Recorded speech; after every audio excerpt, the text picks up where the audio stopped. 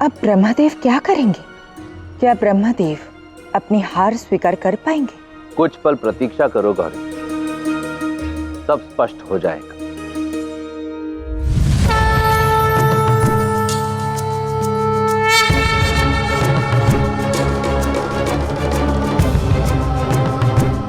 प्रणाम ब्रह्मदेव, कैलाश में आपका स्वागत है। प्रणाम महादेव।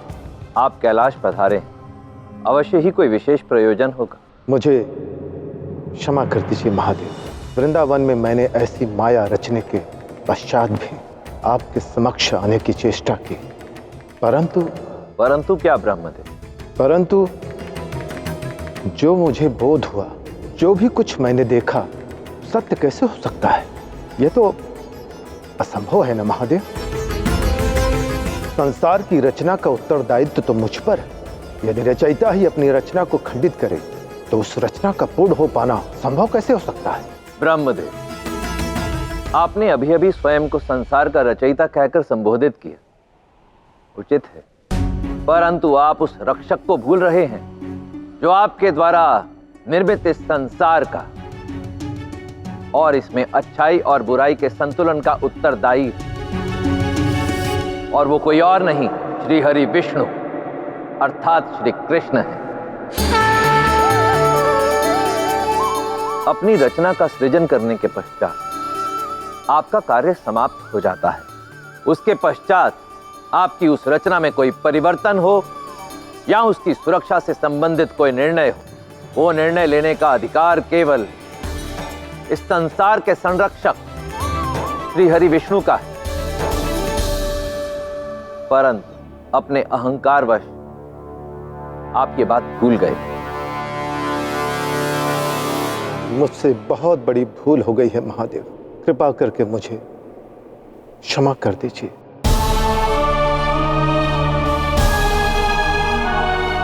मैं क्षमा करने वाला कौन होता हूं ब्रह्मदेव? क्षमा मांगिए उनसे जिनके साथ आपने अनुचित किया। और ब्रह्मदेव, आपको शीघ्र ही उनके पास जाना चाहिए। आपके कारण कई निर्दोष लोग भुगते हैं। आपके अहंकार के कारण अनावश्यक ही उन्हें ये पीड़ा सहन करनी पड़ी। जी देवी पार्वती, मैं शीघ्र ही जाकर कृष्ण से क्षमा याचना करता हूं, किंतु उससे पूर्व मैं उसे सीख देना चाहता हूं जिसने मेरे अहंकार को जगाने की चेष्टा की है।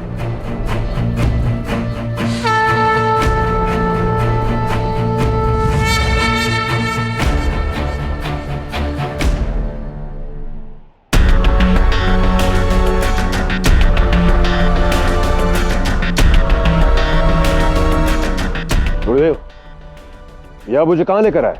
यहां तो कुछ नहीं है। ज्ञात हो जाएगा कंस।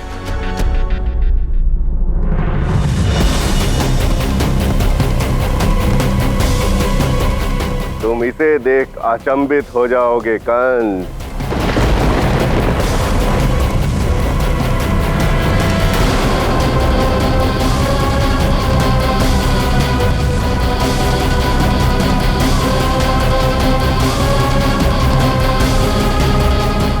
शुक्राचार्य, मेरे साथ छल, तुमने यह षड्यंत्र कंस के निजी लाभ के लिए किया।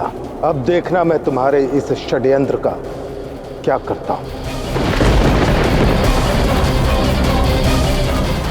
गुरु शुक्राचार्य, इस धुएं को हटाओ।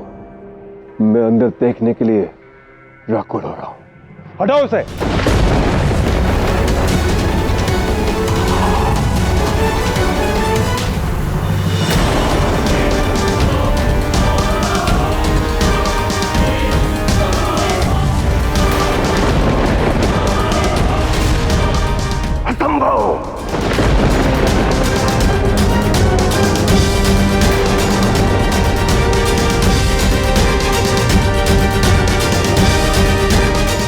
गुरुदेव, ये कैसा प्रयास है?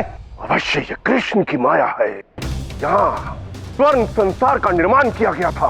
यहाँ संपूर्ण गोकुल वासियों को बंदी बनाकर रखा था। ये सब मेरी माया से अदृश्य कैसे हो सकते हैं? विश्वास करो कंस, सभी यही थे। गुरुदेव, अब मैं बहुत निराश हो चुका हूं।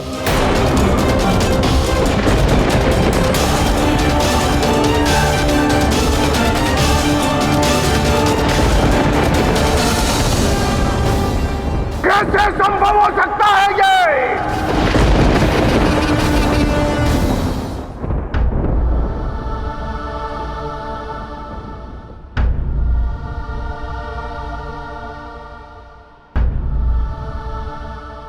हे नारायण, मैं आपकी लीला समझ गया। मैं स्वीकारता हूं कि मैंने वृंदावन वासियों को लुप्त किया था। अब मैं उन्हें वापस लौटाना चाहता हूं। ठीक है ब्रह्मदेव।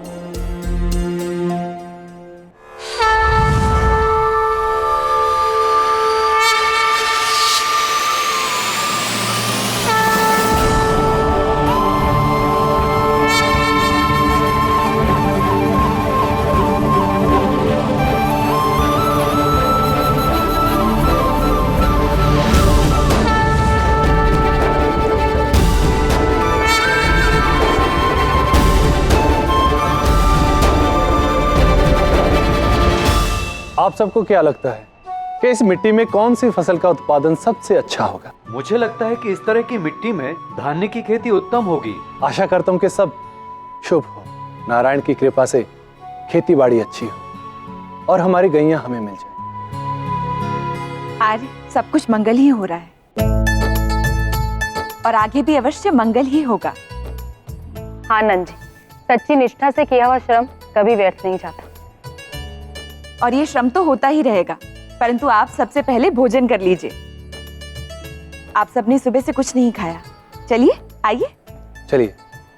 ताऊ, आपने तो हमसे गौशाला साफ करवा ली, अब क्या हमें खेतों में श्रम करने के लिए लेके आए हो? अब मुझसे और कार्य नहीं होगा। गौशाला साफ करते ही गैया पुनः लौट आएगी, परंतु ऐसा तो कुछ भी नहीं हुआ। बताइए ताऊ, गैया कहाँ है? कृपा करके ऐसा मत करो कान्हा, तुमने पुनः मुझे दुविधा में डाल दिया।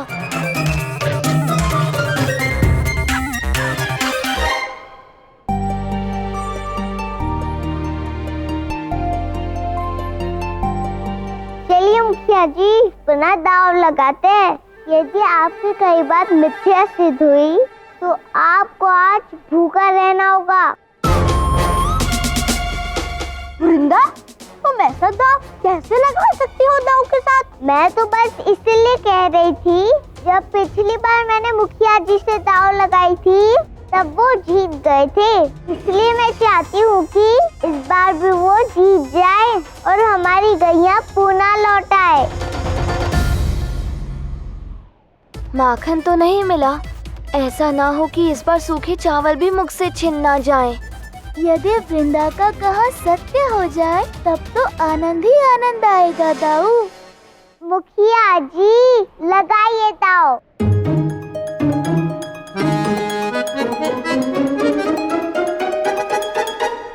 लगाइए दाऊ। हे महादेव, नारायण की लीला से मुझे बचाइए। समझाइए अपने आराध्य को कि शेषनाग यूं भूखा नहीं रह सकता।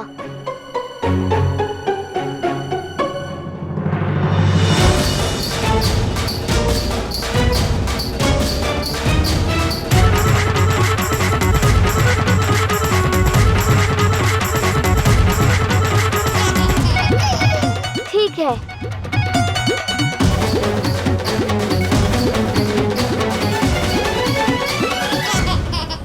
मेरे भ्राता की ठिठुलियां बढ़ती जा रही है। बालक रूप में ये अत्यंत ही नटखट होते जा रहे हैं महादेव। गौरी, आराध्य का तो जन्म ही इस बाल लीला के लिए हुआ है। अभी तो देखती जाओ, ऐसी बहुत सी ठिठुलियां देखने को मिलेंगी।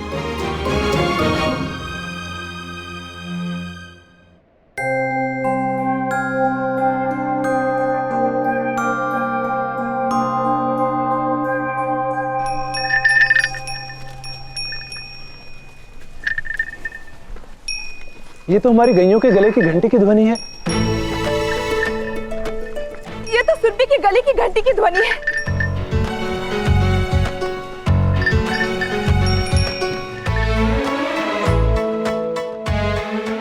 मैं क्या कह रहा हूँ कि धुनी आकाश से रही है।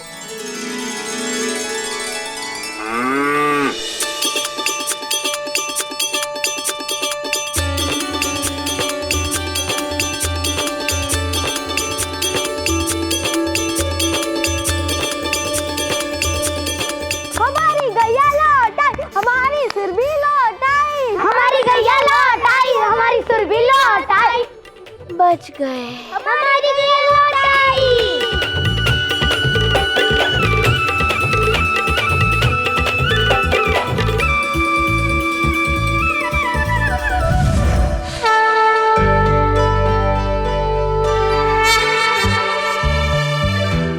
प्रणाम ब्रह्मदेव।